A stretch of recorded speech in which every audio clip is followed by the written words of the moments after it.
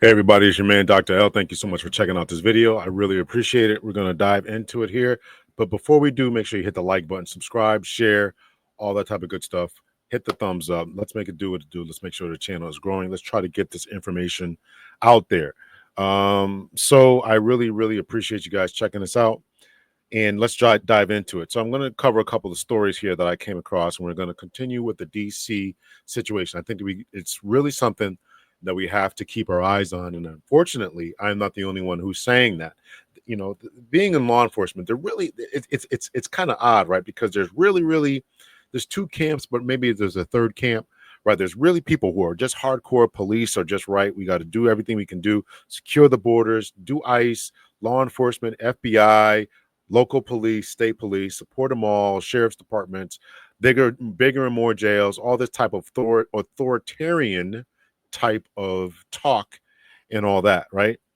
And then on the other side of those who believe in civil liberties, right? Live and let live, anti-authoritarian sentiment, free, live free, all that type of stuff, right?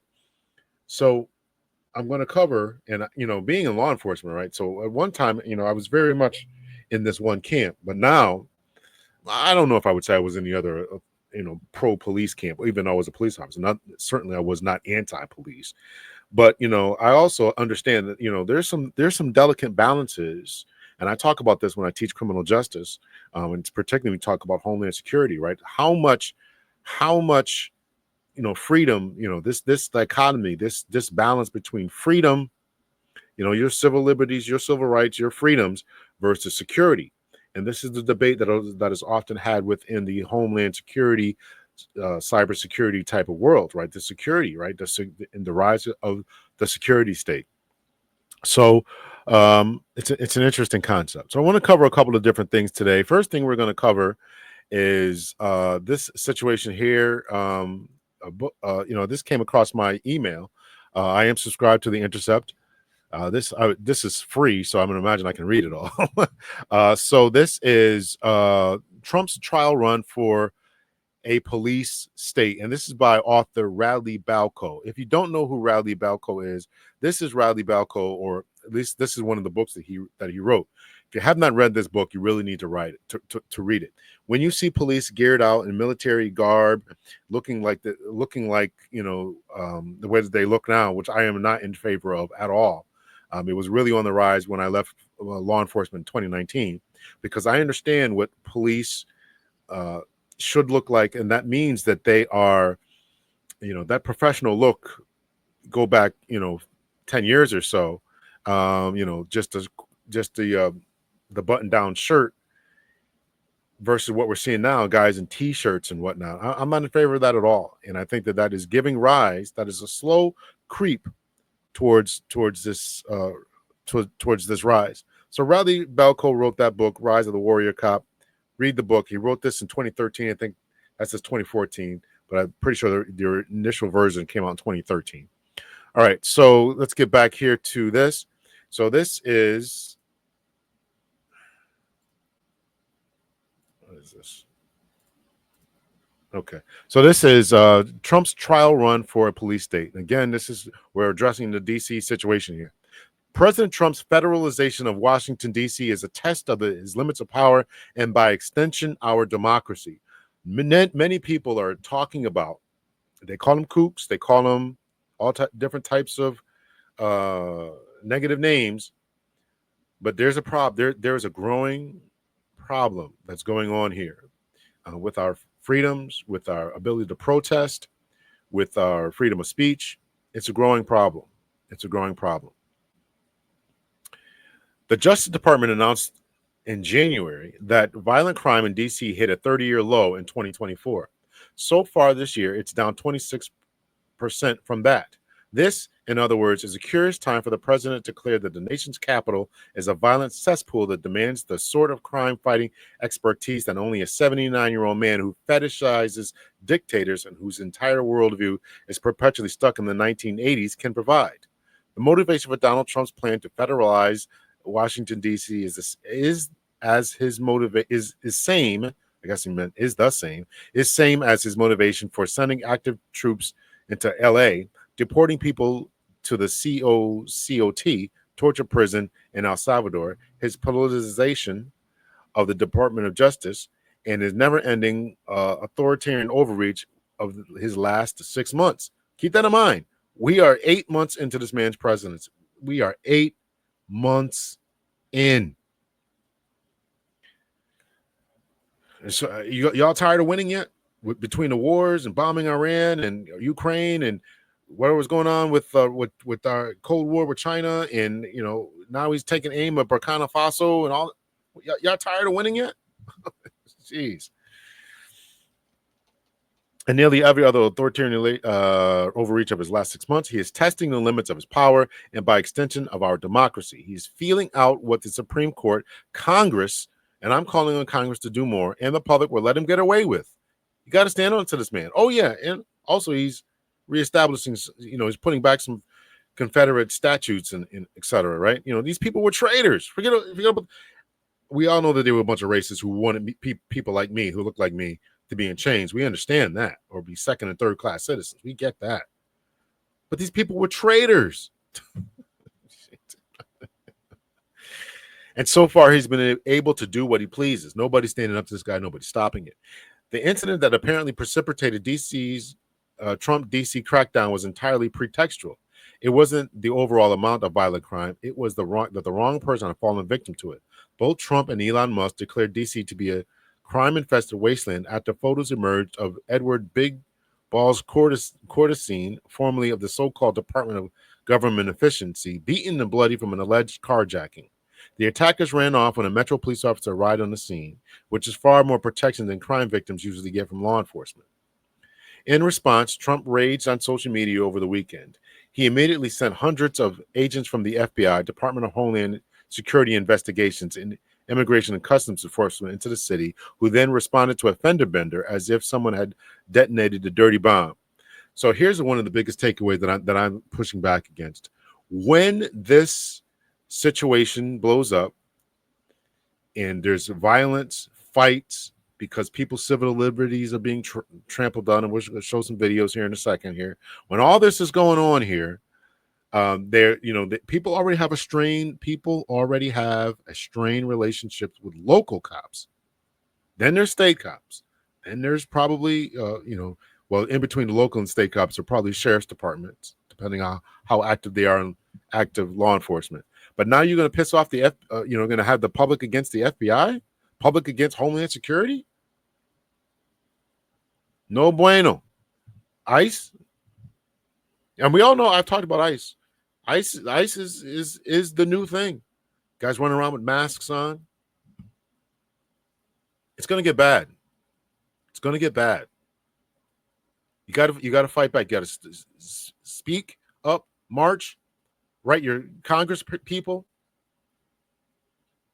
This is unacceptable.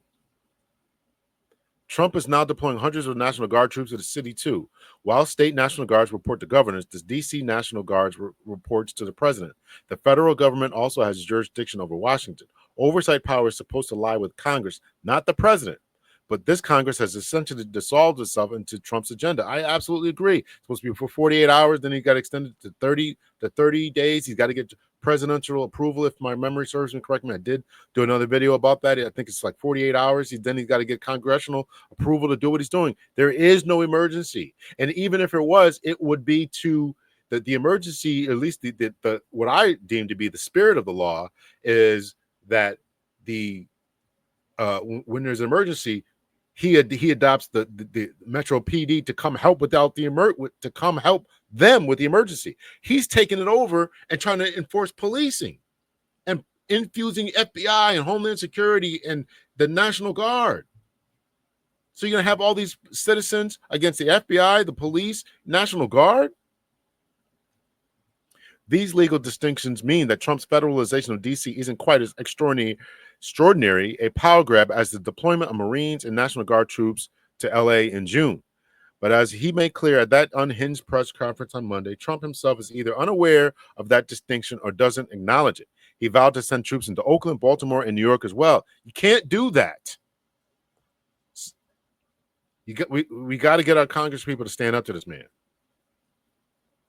But as with Washington and Los Angeles, violent crime in Oakland and Baltimore has fallen dramatically this year. New York, meanwhile, remains one of the safest big cities in the country, despite what the trembling cowards on Fox News may tell you. If there were truly a violent crime surge in D.C., Trump wouldn't have cut security funding to the city by 44%. I'm dubious of the link between such funding and crime rates, but its important thing here is that Trump thinks they're linked. There was no emergency in LA either. With with the aid of the right-wing media bubble, the administration exploited a couple of incidents of property destruction with a surge in peaceful protests against the administration's immigration raids to depict the city as a dystopian hellscape. The important thing Trump learned from the LA, Los Angeles, is that the federal courts failed to intervene. While the U.S. Court of Appeals for the Ninth Circuit ruled that a president's decision to federalize the National Guard over the objections of the state governor is reviewable by federal courts, the court also took at face value Trump's claim that the protests presented a threat to immigration enforcement. There's little evidence this was true. But more importantly, that was never the real reason Trump cracked down on the city. As Homeland Security Secretary Kristi Noem, Trump himself in internal documents made clear the real reason was to intimidate protesters, terrify immigrant communities and their advocates, and liberate blue cities and states from the socialists elected to office. It was a projection of power. Trump has long disparaged cities with large black populations and black leadership. New York, D.C., Baltimore, Oakland, L.A. are all cities with large black populations who are run by black Democrats. The front runner to be the new mayor of New York is a new Muslim Democratic Socialist. Trump isn't planning to protect the residents of these cities from crime. He's planning to impose his will on them. The crackdown in D.C. comes 10 days after the New Republic reported on a Pentagon memo authored by Phil Hegseth, the defense secretary's brother, laying out the administration's plan to deploy active troops around the country to aid immigrant enforcement for years to come. You think they're going to stop with the immigrants? They'll be kicking in doors. They'll be harassing people on street corners. They'll be asking for IDs. They'll be pulling people over for motor vehicle violations. They'll be enforcing liquor law violations. They'll be enforcing all kind of stuff with no training. There's a reason that we have cops go through as much training and as much psychological backgrounds as even though they fail a lot of times, and even though cops overstep their boundaries, those types of measurements that are in place are there for a reason, and that is to keep the citizens safe and to ensure that the civil liberties are protected.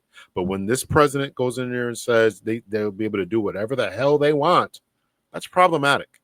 It's problematic. That memo would end once and for all the country's centuries-old tradition of keeping the military out of routine domestic law enforcement. It would eradicate one of the cornerstone principles that drove the American Revolution, and it will end with U.S. soldiers firing their guns at citizens. If you're wondering what, other than being the brother of the least qualified person to ever lead a cabinet-level agency, makes Phil Hegseth qualified to plan and implement a policy that would fundamentally alter the relationship between America and its military, the answer is apparently that he once started a podcasting company. Tough on crime politicians have long used Washington, D.C. and its residents as political pawns rather than real Americans with real constitutional rights. When Richard Nixon was pushing a crime bill that would make D.C. the test city for his crime policies in the 1970s, his Justice Department suppressed statistics showing that crime in the city had been falling for 5 months. They needed people to fear the Capitol to get the bill through Congress. The bill passed, but D.C.'s progressive police chief at the time refused to implement policies like no-knock raids, preventative detention, and aggressive crackdowns on protests. Crime would continue to fall in D.C., even as it rose in the rest of the country. In 1989, in his first televised speech as president, G.H.W. Bush held a bag of crack cocaine that he claimed had been seized by the Drug Enforcement Administration in Lafayette Park, just a few blocks from the White House. It had not. It hadn't even been seized. Undercover agents from the DEA had persuaded a small-time 18-year-old drug dealer to sell them the crack at the park so they could give it to the White House for Bush to use in a speech. In other words, the DEA arranged for an illegal drug sale near the White House that otherwise wouldn't have happened solely so Bush could say an illegal drug sale had taken place near the White House. Demonizing Washington, D.C. then is an old tactic from an old playbook, but the threat today is uniquely authoritarian and dangerous. The Nixon and Bush administration were pushing policies that were wrong-headed, counterproductive, and in a few cases unconstitutional, but they weren't attacks on democracy. This mostly is. The memo reported by the New Republic seeks to replicate what Trump did in LA and in other cities. It conflates peaceful, constitutionally protected with internationally crime syndicates or Al Qaeda or ISIS. And it puts heavy pressure on the Pentagon to scrap founding era principles about the role of the standing army in favor of military increasingly directed inward against U.S. residents and citizens to do the president's bidding. This is what Trump has always wanted. He's always expressed his envy of and respect for authoritarians who would sick the military and president and protesters and critics. One of the healthier things about a democracy is when politicians have advocated to get the Pentagon more active in domestic policing. The strongest resistance has tended to come from the Pentagon itself. It has long been a core principle of the U.S. military culture that soldiers should not be deployed against their own fellow citizens. It is a bright red line, and one that many other persons that I follow on YouTube who are into international politics, etc., are saying this is one of the signs of a declining empire, when the military starts to turn against its own citizens. And our other indicators of the decline are our military relations and our overextension of spending and a weak and feckless Congress, governing body. These are all signs of it, right? So we're in a bad place. That line held in 2020 when Trump wanted to send the military to shoot George Floyd protesters in D.C. Both his defense secretary and his Joint Chiefs chair refused to cross it and threatened to resign. But Trump learned his lesson. This time around, he quickly purged the Defense Department's senior leadership and JAG officers, replacing with MAGA-devoted sycophants. Pete Hegseth wrote in his book that he wants to invoke the military in a holy war, and Trump has boasted that his current Joint Chiefs chair, General Dan Kane, once said he'd kill for Trump. So among the super echelons of the Pentagon, the bright red line now appears to be gone. That means the decision of whether to carry out illegal and unconstitutional orders to detain, harm, and even kill immigrants, protesters, or the president's perceived enemies will fall much lower in the chain of command, at a ranks where defying orders won't mean dismissal from a political position, but a possible court-martial or prison time. You think some officers out there, whether they're junior officers or just regular enlisted persons, want to risk jail time? Or a sergeant or a major doesn't want to do it? They don't want to go to prison for that. We should also be thinking about how this could ease a slide into authoritarianism should we face an actual crisis. National security experts worry that Trump's dismantling of the CIA and FBI and politicization of the NSA could leave the country vulnerable to a September 11th style attack. Whatever you make of that fear, such an attack wouldn't be vulnerability for this administration so much as an opportunity. Nothing conditions the public to accept restrictions on civil liberties and vast expanses of government power like fear. It seems safe to say that this administration will exploit any genuine crisis as shamelessly as they've exploited the crisis they've manufactured. For 15 years now, I've given speech about police militarization based on my first book. I've always ended the speech with a reality check on the term police state. I've tried to emphasize that despite the unsettling trends I just spoke about, we do not live in a police state. Instead, it's important to speak about these problems as they happen, because by the time you're actually in a police state, speaking out is no longer an option. We're now past that point of crisis. Trump has long dreamed of presiding over a police state. He is openly admired and reluctant to criticize foreign leaders who helm one. He has now appointed people who have expressed their willingness to help him achieve one to the very positions with power to make it one happen. And both he and his highest ranking advisors both openly spoke about and written about their plans to implement one. It's time to believe them. So you can go over that was from the Radley Belko. Trump's trial run for police state. I am very much concerned. I am very much concerned. And I am very much concerned. Let's see here. Remove this from studio here. We'll close this tab. Close that tab. Close that. Let's see. Here. Okay, we're going to put this on here. This is from someone I follow, Sabby Sabs. Trump's DC targets. Put this on. She is an independent journalist. She is an independent journalist, and we're going to listen to what this young lady has to say. And this is called Trump DC Takeover Targets Black People. Once they finish with the immigrants, you believe we're next.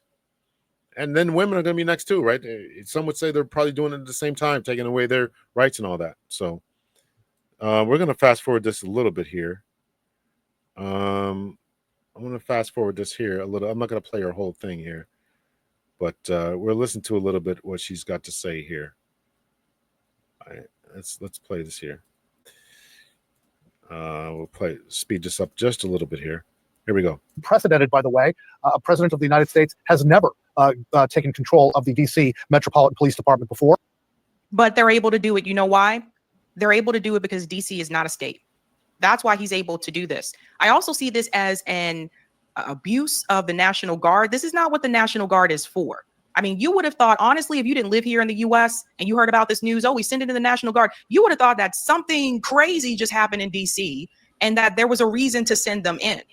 But that's not the case. And I'm not here to be the first to say that D.C. is the safest city. It's not, but it's not.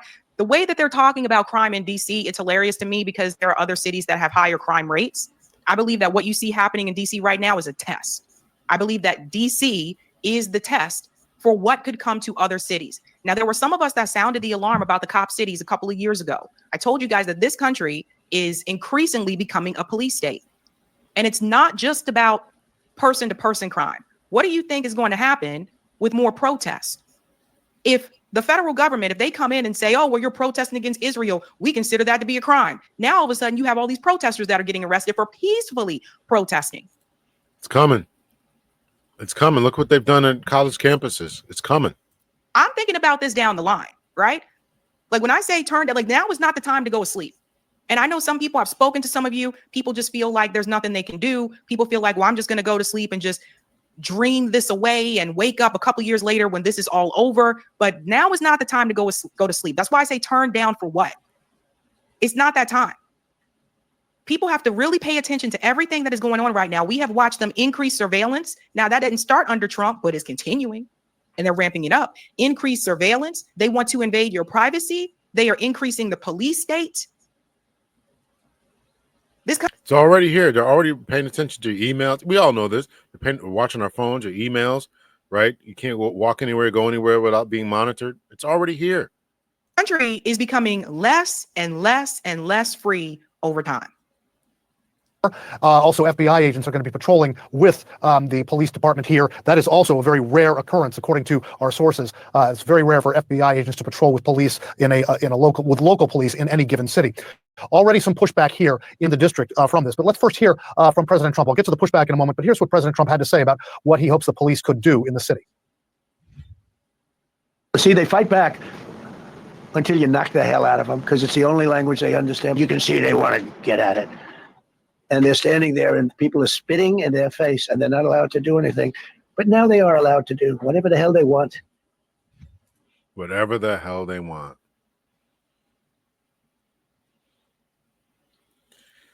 You imagine police officers being able to run around out here, unfettered, unchained, being able to do whatever the hell they want. Did you hear that? Allowed to do whatever the hell they want. You see, and let me make something very clear here, okay? First of all, Donald Trump is doing everything except for releasing those damn Epstein files. Oh, no, I haven't forgotten. And you shouldn't forget either. He is doing everything. I do feel like I said before, like every time people keep bringing up the Epstein files, it's, oh, let's give a $50 million bond. He ain't releasing them Epstein files, just like he ain't releasing them taxes. We're still waiting for the taxes for the first On for Maduro. Oh, let's bring in the police in DC and let's just take over DC. Oh, this, oh, that. Everything except for releasing those damn Epstein files. And DC is the test. But it's not just a test of, oh, let's bring the National Guard to combat crime. That's not what this is about. In fact, the numbers show, the data shows that crime has decreased in DC. He also brought up Baltimore. I have something to show you about Baltimore as well. My family is from Baltimore. Baltimore crime has. I want to fast forward this. You guys can watch this. I want to get to her story about Baltimore here. Benny Johnson came in, and here he is, not only, of course, agreeing with it because he's a Trump supporter, but also advocating for the displacement of people in DC. You got to believe it. Check this out. And if you are a proud patriot and you love this country and you wish for it to be reflected honorably to the peoples of Earth, then Washington, D.C. must be swept clean. I believe entire neighborhoods probably need to be emptied, need to be bulldozed. I believe that there are places that are so crime-ridden and so infested that you just need to, you're just going to have to crack down. You're going to have to do the job, and you're. Never mind bringing in jobs. Never mind bringing in, investing in infrastructure, in schools, education for people to be able to gain the skills to become gainfully employed, or reducing the tariffs and other nonsensical stuff in order to bring, so the companies will want to come back into the country. We're not going to do any of that. We're just going to go in here and bulldoze people and just move them from one location to the other location, and or warehouse them in prisons. That's what we're going to do, right? We cut back on the mental health care. We don't give people free health care so they can get medications, so they can maintain or manage their mental illness. We don't do any of that, right? We don't. The cost of rent and et cetera are so high that people are living on the street, so they can't afford to take care of themselves, right? All these different social structures. Meanwhile, we're sending millions of dollars. I think Sabby is going to watch this. I was going to say this. We're sending millions of dollars overseas, right? Investing in wars, doing all this stuff, right? Where we could solve so many of the problems and issues that we're having in this country, but we refuse to do any of those things. But of course, this guy, whoever he is, the Benny Show, I don't know who he is, but you're going to have to get the crime out of Washington. That's my personal experience. Don't believe the bullshit that you hear online from some reporters. Oh, crime's down in DC. Well, my infant nearly died in a drug fire after mass shootings. So no, DC is not safe. And I can tell you this as a matter of fact, it is one of the worst, most racist narco states and welfare states imaginable. In that neighborhood that I would walk every single day, racial epithets were screamed at us, rocks were thrown at us because we were white people. This city is a sunken place. It is an unsafe place. I mean, if that's what happens to me, imagine what happens to somebody who's visiting here from a foreign country. First of all, a couple of things. DC, number one, is not a state. It is a district, Benny. Two, I don't know. Maybe those things were thrown towards you because of the BS that you say on your show, like the BS that you're saying right now. This guy is sitting up here advocating for the displacement of people in DC. Who do you think he's talking about? He's talking about the black people. He is promoting gentrification. He wants them gone. Listen, Benny, you feel that unsafe. If you're that worried and you're that scared, how about you just go somewhere where you feel as though you may not have to be around people that don't look like you? Because that's what it sounds like to me. Also, your personal experience doesn't mean that the data that has been signed here, this is from the FBI. The data from the FBI is incorrect. Prime. All right, let's fast forward this here. She goes on a rant there about that guy. I want to get to, what effective measures the mayor of Baltimore has taken, and then we'll play. But their new mayor has actually changed that. And that's what Donald Trump doesn't tell you. When he made these remarks, he said this issue directly impacts the functioning of every federal government and is a threat to America. And down here, you'll see, look at Chicago, how bad it is. Look at LA, how bad it is. New York is a problem. And then you have, of course, Baltimore. So let's get into Baltimore, since Trump thinks that he knows what he's talking about. Baltimore Mayor Brandon Scott reduced his city's homicide rate by 62%, and nobody's talking about it. It hasn't been this low since 1978. You can see the graph here. Look at how low the homicide rate is now in Baltimore. That is significant, but Trump isn't going to tell you that, right? So we go on here, and it says, here's some of the things that he did. He employed 5 measures to bring the murder rate down to its lowest since 1978. One, Comprehensive Violence Prevention Plan. In 2021, he started the Comprehensive Violence Prevention Plan. What else did he do? Let's continue here. He targeted interventions for high-risk individuals, which identifies and supports those most likely to be involved in gun violence through outreach, social services, and job opportunities. He implemented community engagement.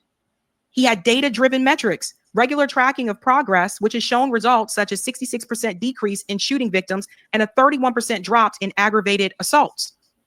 4, Brandon Scott also implemented group violence reduction strategy, which focuses on group-related violence by gangs or crews by offering individuals a choice, accept social services and support to exit violent lifestyles, or face swift enforcement if they continue. Initially, it piloted in select districts. The program was expanded citywide in 2025. Goes on to say that Scott has publicly credited GVRS for ongoing crime reductions, noting its role in lowering homicides to levels not seen in 50 years by mid-2025. But this is who he mentioned. Also, he had a focus on youth and equitable development. Drawing from his own experiences growing up in Baltimore's Park Heights neighborhood, Scott has prioritized youth services to prevent crime at its roots. So he invested in more after-school programs, job training, etc. You got to have a plan. You got to have this is the point. You got to have a plan. You can't come in here with bulldozers. You can't come in here with other a hard knock. Everything is a nail and you're the hammer. We're going to kick in, we're going to bulldoze, we're going to bring these people out, we're going to arrest people, lock them up. You're going to cause fights and just more anger, animosity. You're going to cause more protests. You got to have a plan in order to understand and attack the root cause of the crime. Why are people engaged in gangs? Why are people engaged in not pursuing education? Give them after school programs, give them something to engage in. Even if they do get arrested, you give them a choice. Here, you can either do this or you can do that. Or they're going to choose that. They can see the error of their ways. They can see somebody cares about them. You bring in successful people to show them and give them life skills, job skills, and therefore they can make better decisions. A lot of these kids simply don't have that. So this is what some of the things you have to do. This is some of the things you have to do. So shout out to that mayor there and President Trump. What he's doing is not going to lead to any more success. It's not going to lead to any more success. So go over there to Savvy Sass, finish watching the rest of her video. Shout out to her. So here, I want to leave this off here. This is a 16-minute video. We are going to speed it up here. Might be able to play it at 1.5 speed or something like that. But this is called Trump's Police Takeover in D.C. Isn't random. It's a blueprint for martial law with Professor Richard Wolff. And this comes from Breakthrough News. So shout out to Breakthrough News. Trump's police takeover isn't random. It's a blueprint for martial law with Professor Richard Wolff.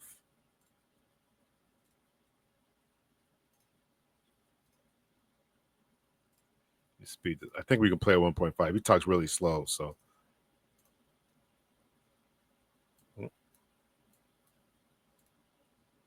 Mr. Trump has justified many of the really terrible things he has done as a human being on the grounds of the risk of crime. The whole campaign against immigrants has been premised on a notion of crime that the FBI's own statistics undercut.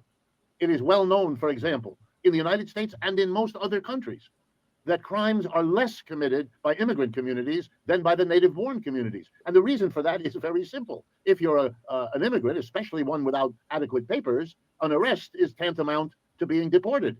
In other words, whatever the punishments are for the crime regularly, you get the additional punishment of being thrown out of the house you live in, out of the relationships you're in.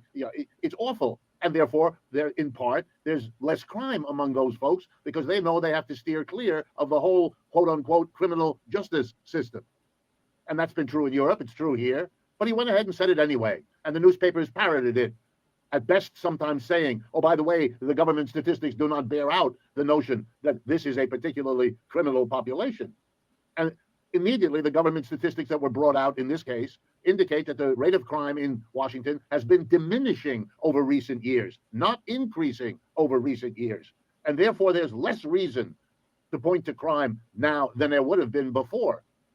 And let's remember what he's doing. We know what the results will be. I live in Manhattan. Under previous mayors, we have had particularly cleaning up Times Square. And what was the reason given? Crime. And here's the results. Do the people that are hassled, who are either arrested for a while, or then since you can't hold them, they haven't done anything, they're homeless in the downtown area, what do? You move them. That's all you've done. You've relocated these. Right, but the problem is that they're probably going to house them, whether it's in Alcatraz, that alligator Alcatraz, or they're going to house them, or they're going to build facilities for them. This is the totalitarian type of regimes that we are fearful of. It's not like, if you live in democracy, people can file lawsuits, you can get them out of prison, or release and cash bail, or the cash bail argument and all that. But here it's going to be an issue. They're going to build facilities and not let them out.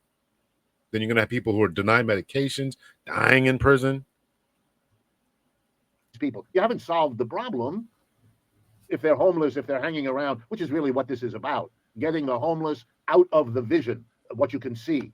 So you scatter them. Here in New York, we now have people sleeping in doorways all over the city instead of being concentrated in a few areas. That's what a very expensive policy achieved, because these policies don't even make an effort, don't even make a theater piece out of trying to solve the problem. They're not bringing down the price of housing, which would make it possible for people not to be homeless. They are not bringing up the level of pay for people so they can afford the expensive. They're not solving the problems of the people they're going to be hassling. They're just hassling them, arresting them, dispersing them, relocating them, and then in a level of hypocrisy that blows your mind, thinking they have solved the problem when they've done nothing of the sort. And here's the final point. If you actually were going to arrest large numbers of people, and that's the premise, if the crime is the problem, which is phony, but if you're going to say that, then you have to follow it up with arrests, because otherwise you haven't done anything about the problem of the crime, and you are exposed in that way. So we're going to arrest a lot of people and throw them in jail. Let me tell you all what you already know. Putting people in jail solves nothing. They come out of jail almost always in worse shape than they went in. Jail doesn't help them redevelop them, rebuild their personalities. It damages them because of the conditions in the jails. That's why we have a recidivism rate in this country above 70% of the people who come out of jail find their way back in. You know what the sign of a He's not wrong about this. There is something I'm actually going to go back to with Savvy Saps. I forgot that she talked about what the real plan is, and that is the bulldoze. It's either Professor Wolf or Savvy that's going to do that. So we're going to play this, and then we might go back to Savvy. Declining society is that when it can't handle the problems in the city, it can't find a solution. It finds make-believe, cruel solutions that don't work and that actually make the problem worse because the institutions don't work either. This repetition of it doesn't work, that's your clue that what we got here, beyond the fascistic move by a megalomaniac president, what we also have is a display of layered failures that solve nothing. I hold the liberal establishment of this country, and by that I mean the Democratic Party leadership alongside the Republican Party leadership for most of the last 70 years responsible. They are the ones who wrote or amended the laws that enable or excuse what the president is doing. And I know why they did it, because they told us as they were doing it why they were doing it.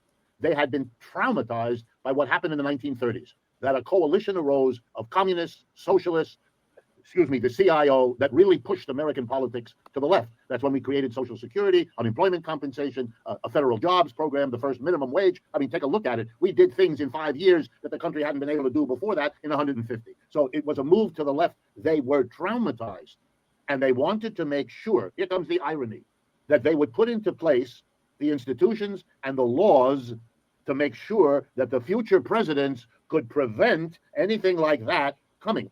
Now, let me translate. To prevent anyone on the left mounting the kind of program that they could ascribe to the Soviet Union or something like that. These are the type of overlords. Someone used that term, overlords, right? These financial gurus and all this type of stuff, right? They don't want to give you people. They don't want to give you anything. They want you working for free. They want you working for pennies. They want to keep you poor, broke.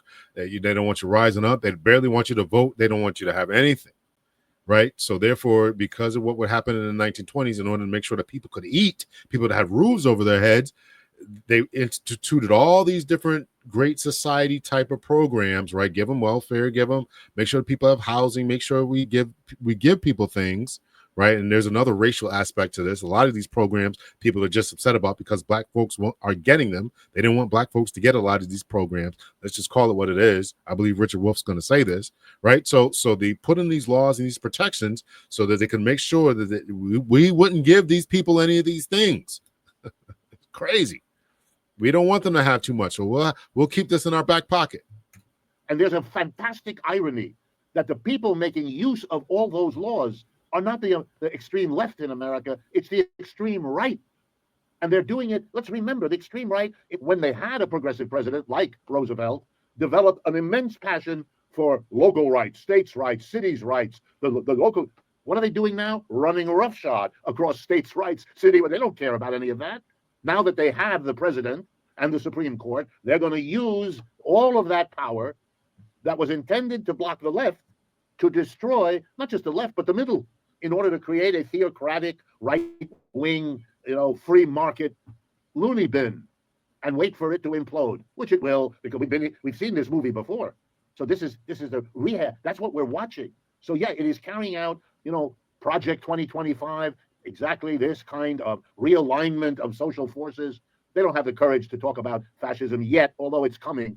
They will advocate it or some metaphor that will stand in for it. But it is a remarkable, all local democratically elected officers are pushed aside so that the person who was never elected to run the city of Washington, D.C. can do it. And it has all the overtones that we are now smart enough to see, the racial dimension. The poor are disproportionately black in Washington, D.C. Everyone who's ever been there knows that. And the proportion of blacks in the military being brought in is much smaller than what it is in the community that they will be serving. Listen, this is why there was a YouTube, and I should do a reaction to it. I mean, I don't know if it was YouTube or maybe I saw it on Instagram or something like that. But there was a guy who was saying why black people shouldn't join the military. Maybe I'll look for it. And that is the craziest and dumbest thing. Listen, I'm not saying we agree with our foreign policy. I'm not saying that. But here's the situation where you need black folks going into these communities. Other prominent people with degrees have been saying for a long time that black people shouldn't join the military and shouldn't join the police force. You know who joins the military and joins the police force in the greatest bulk? Men from the South. And a lot of them are racist. A lot of them join the police departments and the military to get the training and get access to the guns. They steal the guns. Right, there's been many scandals about many numerous weapons and AR-15s, et cetera, missing from military stockpiles. They're getting all the weapons. They're getting all their urban training. And what do you think they're going to do with it? Who do you think they're going to use it on? So that type of stuff is crazy. I'm not saying you have to agree with your policies, but if they're not getting the training, who's going to get it? So yes, I think you should join the police departments to serve your communities. I think you ought to join the military, not only to get the training, but your presence there can help, not saying it will, but it can help to calm and get to know people. One of the greatest things that can diffuse and disarm racists from their ideologies is confronting in conversations and being around them. That is a proven fact. When you get to know people, you can disarm them and take them out of that particular life. There's a brother, I had him on my podcast before, I can't think of his name, but he would go around helping white men, he's a black brother, helping white men escape from the Klan. Again, if people had jobs, not only would it help with the with the situations in many of these inner cities, but it would also help to calm down this white supremacist issue that is still going and growing within the United States, Canada, and some other Western countries. So, black men in the military should be there. Black men in police departments should be there. And, we should go there with the best of intentions of serving our countries, our communities, and then also making sure that we become friends with people and at least show them that the stories that you've been told and heard are not true. the oppressor. All of that is going on. You can see the pandering to, for other people, it will be seen as making Washington white again. And that metaphor is a truism about what this is all for. These are steps in moving in that direction. And they have to now be dramatic steps because the failures of the Trump program are beginning to intrude upon the popular awareness. When he fired an absurd dramatic act, he fires the head of the Bureau of Labor Statistics because he doesn't like the bad numbers about jobs that came out about April, May, and June. Right. This is the kind of, he's now doing another dramatic takeover. Is there an urgency? No. Is there an emergency in Washington? No. Is there, drama in the streets? No. He's doing this in part to distract from where he's failing. He didn't end the war in Ukraine and has no prospect at this point of doing it. He didn't solve the problems in Gaza.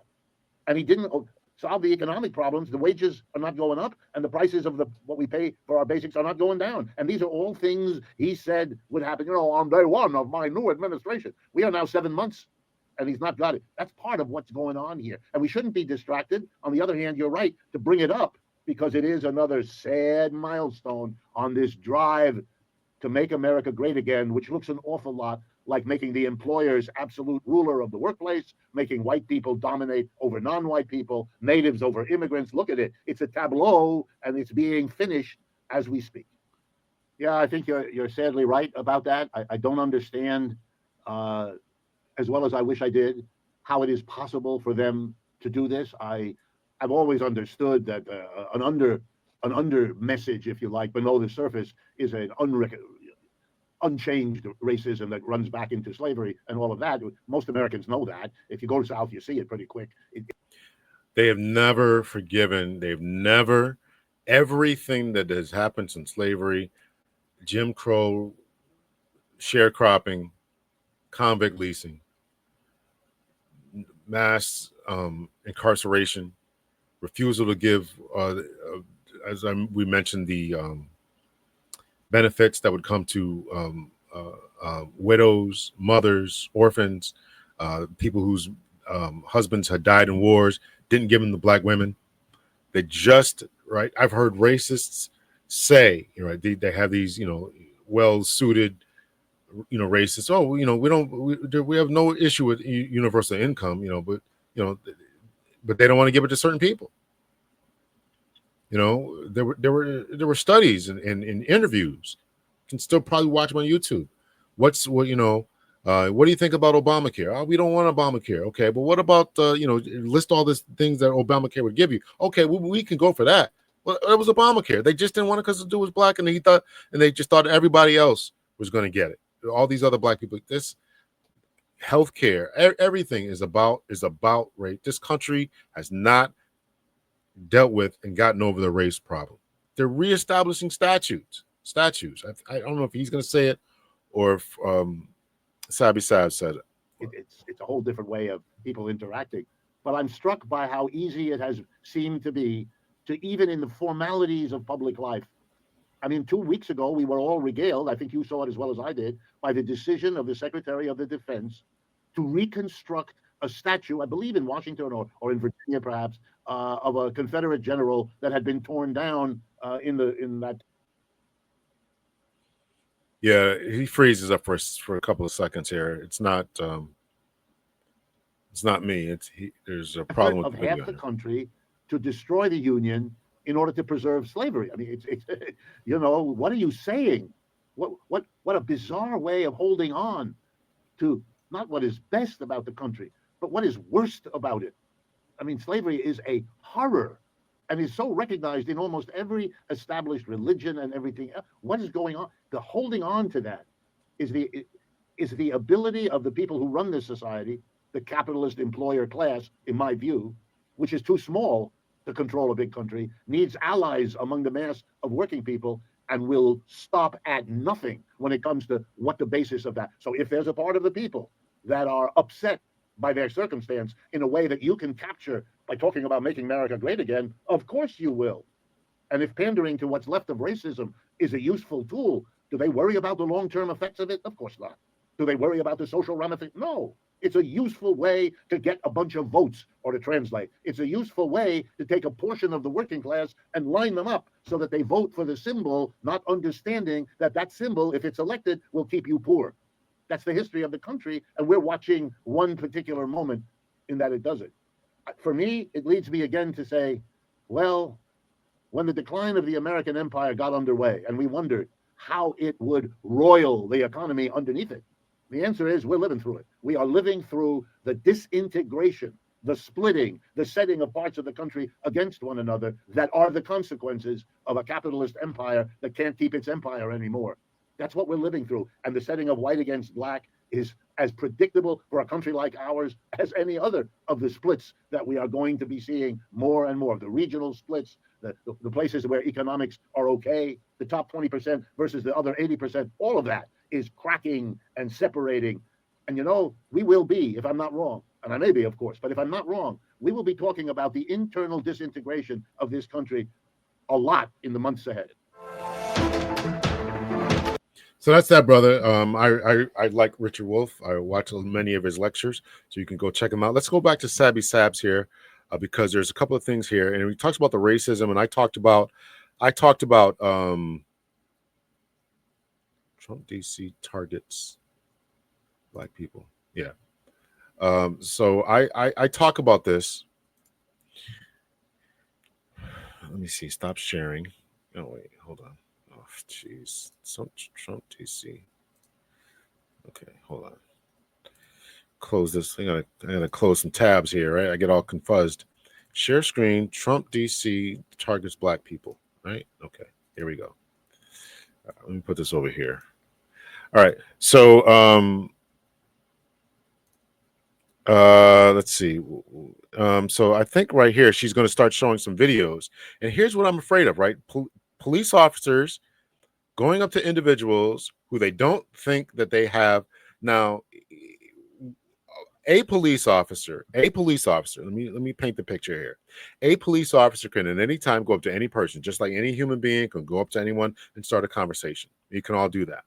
When you go up to, but there is an inherent power difference when a police officer goes up to you and starts asking questions. It's inherent.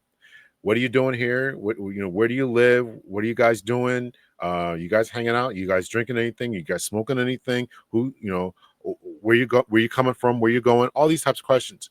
And unless you are being stopped, your freedom and abilities are not being hindered.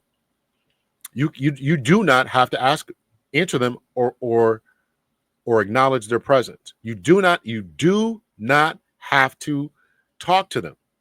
That is a constitutional right recognized by numerous courts, Supreme Court of the United States. You don't have to talk to them, right? This is where we get Terry v. Ohio and other situations, right? This is where we get the Miranda decision, right? You don't have to talk to the police. You don't, under any circumstances, you don't have to talk to them. Motor vehicle stops, you do have to present them with your identification and with your proof of insurance, proof of registration. Beyond that, where you coming from, where you going, you don't have to answer. You don't have to answer to any of that, right? People do it because they're polite. People do it because you probably get a ticket if you don't, right? So you try to be cordial and polite with these people. This is all training that is done within police academy. You're going to drop off FBI agents. They didn't get in, presumably, I'm presuming, because this was done almost immediately. I'm presuming they didn't get any refresher courses. Okay, you can't ask these people this stuff. You can't do this type of stuff. I'm presuming they didn't get a refresher course in all this, right? Because cops got to do this every day. FBI agents are so I don't know, what FBI agents were they and what were they doing? Were they, some of them were looking into forgeries and bank robberies and criminal and different crime patterns and sitting in the office and all this other stuff, right? So they probably would need, at least I would give them a refresher. Okay, here's the Constitution. Here's how you can talk to people. Here's what happens when they walk away from you. Here's the use of force parameters. I'm sure that they get, as FBI agents, they should be up in their use of force parameters. But I would give them a refresher course about how to deal with people on the street, because it's different. It's different. Same thing with ICE agents, right? And National Guard don't have any of this training. But Trump is going to send them out on the street and say, just do whatever the hell they want. Remember that comment? All right. So here's an interaction that Sabby's going to play. I'll make this a little bit bigger so you can all see it and how these officers are dealing with or having a conversation with these people that they come in contact with. You think they are going to target? Watch this. How y'all doing today? Y'all staying in that trouble? You got your ID on you, Chip? You got your ID on you, champ.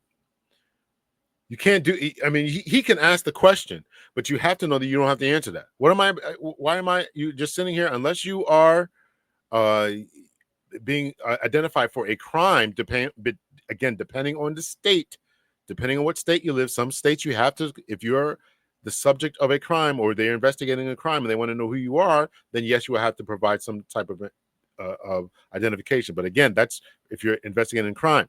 Are they investigating a crime? Are they investigating a crime? I don't know the parameters and all that in DC. Are they investigating a crime? Do you have your ID in your champ? Do I have to provide depending what state you live in, you can ask, do I have to provide any type of identification? No, I live right here. Okay, cool. It's a cigarette. All right. So he says, "Cool, all right." You're right. So the way that they came up to them infers that power dynamic that I talked about. Right? I live right here.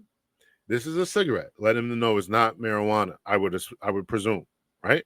Or some states they try to pass different menthol cigarette bans and all kind of nonsense.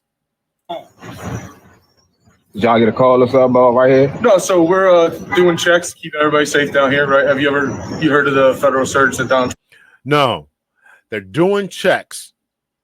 Why do you need to provide identification if you're just doing checks? Trump's putting out. Right. You don't follow like Code 3, anything like that. But no. All right. So yeah, Trump's got all federal agencies kind of coming together for 7 days and going out. Look how these guys are dressed. Hat on backwards. Jeans, not really fully identified. Remember Radley Balco's Rise of the Warrior Cop. You guys really should read that. This is what we're looking at. The lack of professionalism, and it's just very troubling to me, particularly as a black male and as a former police officer. I don't like any of this look. Trying to stop the violent crime, all kind of stuff. So we're out here contacting people, talking to them, right? He's out here contacting people and talking to them, asking for identification in a forceful manner, hoping that you don't understand your rights, hoping that.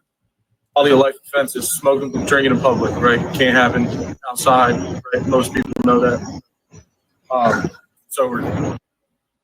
So notice he asked him, "What are you smoking?" Right? What are you smoking? Right? Now I thought, and correct me if I'm wrong, I thought DC had decriminalized marijuana. I thought that was all good to go. I don't know, but he said he lives there, so you can't sit on the stoop and just chill with your friends. You're being approached by, this is what I mean by it's a police state, guys. That's what is happening here. This is insane. What's next? They're going to put people under a curfew? Contacting people, trying to advise them of the law so they learn, right? And then trying to advise them of the law by asking them for their IDs. There's other stuff going on where it turns into there's multiple agencies or somebody, there's shooting and things like that. So there's extra hands as well, right? So we're just out here trying to inform people and educate people. It's not like all you do is drive them underground. All you're doing is driving them underground. You're not solving the problem, as Richard Wolff says. As I said, you're not solving the problem. You want to solve the problem, you got to bring in jobs. You want to solve the problem, you got to do what the mayor of Baltimore did. You got to give these boys, in particular the young men, all their alternatives, jobs, training, and other decisions that he made. You got to give them some alternative. So this method is just going to be result in harassment and resentment. And now it's not even going to be towards the police. It's going to be towards the criminal justice system at large. Now the FBI agents. Now it's going to be the National Guard when they get there, right? You don't want them acting crazy and panicking, right? Remember that have they been screened in any way for background checks? Have they been screened in any way for psychological examinations, polygraph examinations? What qualifies them to go be out here on the street patrolling and doing exactly what this man is doing? Trying to just go grab people and ruin someone's life over a joint or something like that, all right? I only asked because when you walked up, at the moment you walked up, you only had eggs. Yeah, well, it smelled like the odor of marijuana, burnt marijuana in the air, right? And you're the only guy that had something lit in your hand, and I didn't flash it, so I didn't realize it was just a cigarette. So that's on me. I appreciate you understanding and not getting shit. All right, so just know, right? Learn, teach, tell your boys, like, yo, everybody's out. From FBI to police. So they go see So do your thing. Let them know. Don't be smoking outside. Don't be drinking outside. Because Donald Trump is tired of people coming to visit. I didn't know that. You didn't know smoking in public? Yeah, I didn't know that. Yeah, the rest of the Because in Maryland, there's recreational use, so I didn't know. Yeah, so DC, it's recreational use as well, right? But you can legally possess up to 2 ounces. You can gift an ounce to your boy, right? So if you had 2 ounces and he said he needed a zip, you can give him a zip. But you can't smoke outside. So now they coming after people for smoking outside. So now you can't smoke outside. Yeah, you can't smoke outside. I want to try to end this off a little bit. There's one more thing I want to get to. This is kind of a long video here, much longer than I anticipated it was going to be. So Sabby Sabs, I'm going to read this, but you can go over to politics, I guess, the New Republic, newrepublic.com, Trump's Freedom City areas. Let's see if I can pull this up here. All right, we're going to finish this off here. I appreciate you guys rocking with me, but Trump's freedom cities are a devious scam, right? The president and the Silicon Valley oligarchs pals want to bring back the old, back the bad old company towns of yesteryear with a fresh coat of crypto fascist varnish. In other words, these cities were owned by different corporations, and then what they would do is they would buy the factories and where you worked at and all that, and then they would buy the housing. And so therefore you had to live in the area, and they were kind of double dipping, right? They were double dipping. You worked there, the stores were theirs, where you shopped were there, and then they controlled the rents, made you work there, so they paid you, but then they got the money back. this is what they are trying to bring back. Let's see, Tech Bros have repackaged. Actually, maybe I'll read this another time here. But anyway, you can go over to that, read that over. It's under the New Republic. So let me know your thoughts, your opinions about this, and who they're targeting, what they're doing. Are you in favor of it? Are you not in favor of it? Read that through. Sabby Sabs talks about it, right? So the point of this is, the point of that these freedom cities is that this is a test run. This is a test run. A test run. We're going to clean all this out. We're going to turn DC into this type of freedom city. And then once we do all that, we're going to do what we got to do as far as the court systems. We're going to do the same thing in New York and LA and Baltimore and Chicago and Memphis and all these other cities where the vast majority of persons are people of color and or just regular old poor people. And so we're going to bulldoze them. We're going to get all these vagrants out, get all the migrants out, get all these people out, and we're going to do this. We're going to give them jobs. We're going to get this, that, and the other, and then you're going to make sure that we can double dip and we can just continue to live like fat cats, where 62 people own more than 50% of the world's wealth. And this is what we're going to do, and we're going to keep going because we got this guy in the White House who is just as crooked and corrupt as we are.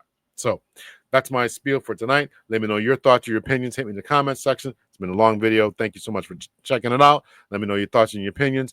Hit me in the comment section. Like the video, subscribe, share, all that kind of good stuff. Much love and peace.